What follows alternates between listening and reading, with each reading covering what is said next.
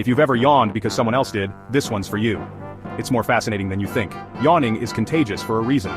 It's not just because you're tired or bored. Scientists believe it's a form of empathy. Yep, you heard that right. When you see someone yawn, your brain's empathy circuits light up like a Christmas tree. This makes you more likely to yawn in response. Studies show that people who are more empathetic tend to catch yawns more easily. So if you're a serial yawner, congrats. You might just be super in tune with others' feelings. Next time you yawn after someone else, give yourself a little pat on the back for being empathetic. Pretty cool, right? Now go out there and spread some yawns. I mean, empathy. And remember, the next time you catch a yawn, it's your brain saying, I feel you. Thanks for watching. Don't forget to like and subscribe to Snackable Wisdom for more fun facts.